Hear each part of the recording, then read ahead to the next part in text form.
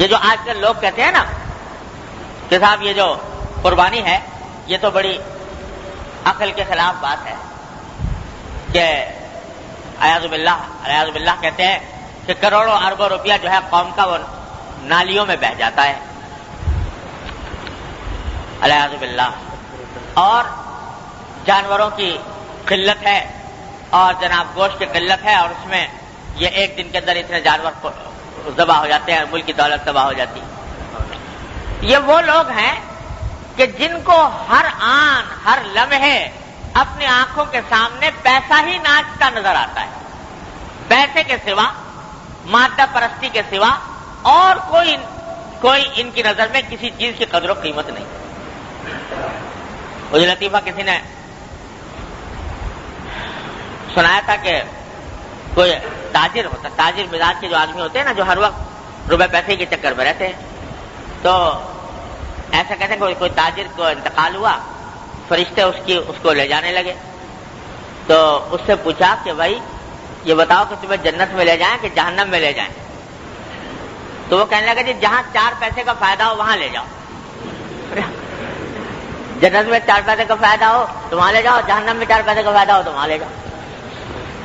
یہ ذہنیت ہے کہ ہر کام دنیا ہر کام میں پیسہ چاہیے، ہر کام کے اندر مادی منفعت چاہیے۔ وہ یہ سوال کرتی ہے کہ قربانی کے اندر قربانی کی عبادت میں ہمارا فائدہ کیا ہے 4 پیسے کا؟ جب تک 4 پیسے کا فائدہ نہ بتاؤ تو ہم قربانی کو ماننے کو تیار نہیں۔ اور ان بے عقلوں کو یہ پتہ نہیں کہ یہ عبادت تو رکھی گئی ہے اس عقل کو کچلنے کے لیے، یہ عبادت تو رکھی اس کام کے لیے ہے کہ اچھا ہے دل کے ساتھ رہے پاسبان عقل، لیکن کبھی کبھی اسے تنہا بھی چھوڑ۔ یہ تو رکھی اس لیے گئی تھی، اور اللہ تبارک و تعالیٰ نے یہ عبادت اس لیے رکھی تھی، اسی کو کا پورا قصہ سنایا اللہ تعالیٰ نے کہ ہم نے اپنے نبی صلی اللہ علیہ وسلم حضرت ابراہیم علیہ السلام کو کہہ دیا کہ بیٹے کو قربان کرو۔ اب بتاؤ کہ بیٹے کو قربان کرنے کا جو حکم ہے، ذبح کرنے کا، اس کو عقل کی کسی بھی ترازو میں تول لو، کیا یہ حکم کسی طرح عقل کے مطابق بنتا ہے؟ کسی بھی انسان کا قتل کرنا، قرآن نے یہ کہا ہے کہ ایک انسان کا قتل کرنا پوری انسانیت کو قتل کرنا ہے۔ من قتل نفسا بغیر نفس او فساد فی الارض فکأنما قتل الناس جميعا، ایک آدمی کو قتل کر دیا ناحق تو گویا پوری انسانیت کو قتل کر دیا۔ اور انسان بھی کون؟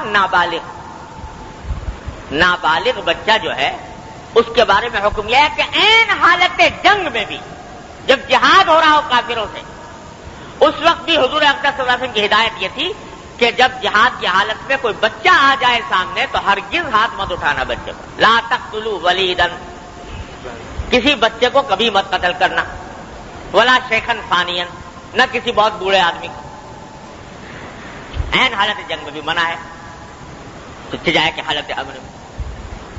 اور بچہ بھی کون؟ اپنی اولاد، اپنا بیٹا بھی مرادوں سے مانگا ہوا۔ تو کسی بھی میزان پہ تول کے دیکھو، یہ عقل کے کسی میزان پر یہ حکم اترتا نہیں۔ لیکن جب حکم آیا ابراہیم خلیل اللہ علیہ السلام پر تو پلٹ کر ابراہیم علیہ السلام نے یہ نہیں فرمایا، اللہ تعالیٰ سے یہ نہیں پوچھا کہ یا اللہ اس بیٹے نے کیا قصور کیا ہے، یا اللہ یہ حکم آپ نے کیوں دیا، کیا اس کی حکمت ہے، کیا اس کی مصلحت ہے، کچھ نہیں۔ بیٹے کے بعد چلے گئے اور جا کے بتایا کہ دیکھو بیٹا یہ خواب میں دیکھا ہے میں۔ بیٹے نے بھی جو بالکل نا عمر نابالغ، اس نے بھی پلٹ کر یہ نہیں پوچھا کہ ابا جان میرے کس گناہ میں مجھے قتل کیا جا رہا ہے، کس قصور کی سزا دی جا رہی ہے، کیوں یہ حکم آیا ہے؟ جواب میں یہ کہا کہ یا ابت افعل ما تؤمر، ابا جان جو حکم آیا ہے کر گزری، اس لیے کہ اللہ کے حکم کے بعد پھر کوئی مجال نہیں ہے کسی کی عقل کے گھوڑے دوڑانے کی، لہذا کر گزری۔ اور میری فکر نہ کیجیے، ستجدونی انشاءاللہ من الصابرین، مجھے انشاءاللہ آپ صبر کرنے والوں میں سے پائیں گے، میں اس کے اوپر بے صبری کا مظاہرہ نہیں کروں۔ یہ جواب دیا۔ ورنہ سیدھی پوچھنے کی بات یہ تھی کہ بھائی آخر کیا حکمت اور کیا مسئلہ ہے اس حکم میں. تو اللہ تبارک و تعالیٰ نے یہ واقعہ بیان فرمایا سورہ صافات میں. تو وہاں پر اللہ تعالیٰ نے فرمایا فلما اسلما، جب باپ بیٹے دونوں نے سر جھکا دیا ہمارے حکم کے آگے، وَتَلَّهُ لِلْجَبِينِ، اور باپ نے بیٹے کو پیشانی کے بل زمین پر گرا دیا. تو نادیناہ ان یا ابراہیم، ہم نے آواز دی یا ابراہیم قد صدقت الرؤیا، آج تم نے اپنا خواب سچا کر دکھایا. اور روایتوں میں آتا ہے، بعض روایتوں میں آیا ہے کہ جب حضرت اسماعیل علیہ السلام کو لے جانے لگے حضرت ابراہیم علیہ السلام، تو انہوں نے یہ کہا کہ انہوں نے مشورہ دیا خود کہ ابا جان جب آپ میرے اوپر مجھے ذبح کریں تو آپ مجھے الٹا لٹائیے گا پیشانی کے بل، کیونکہ کہیں ایسا نہ ہو کہ اگر سیدھا میں لیٹا ہوا تو آپ میری صورت کو دیکھ کر باپ کی محبت جوش مار جائے اور چھری چلنے میں کوئی کسر رہ جائے. دوسرا یہ کہ آپ مجھے ایسا کیجیے گا کہ میرے سارے کپڑے جو ہیں وہ میرے جسم کے اوپر اچھی طرح ٹائٹ طریقے سے باندھ دیجیے گا، کیونکہ جب میرے اوپر چھری چلے گی تو بہرحال میں انسان ہوں، تڑپوں گا، اور اس تڑپنے کی حالت میں میرے ہاتھ پاؤں چلیں گے تو خون کے چھینٹے ابلیں گے، اور وہ خون کے چھینٹے میرے لباس کے اوپر چاروں طرف پھیلیں گے.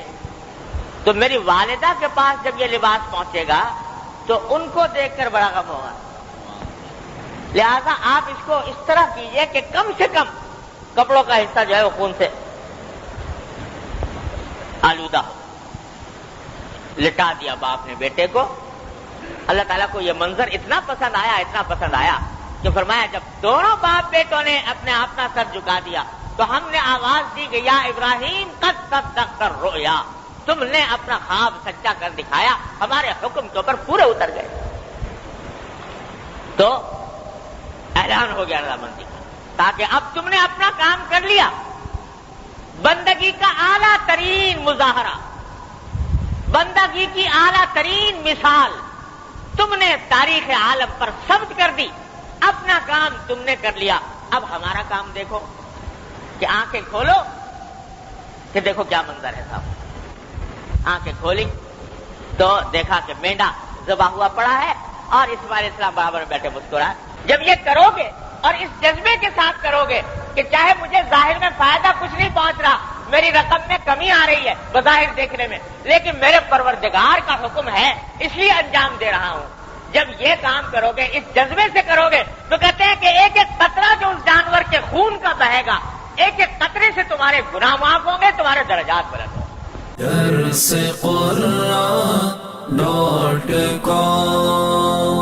www.darsequran.com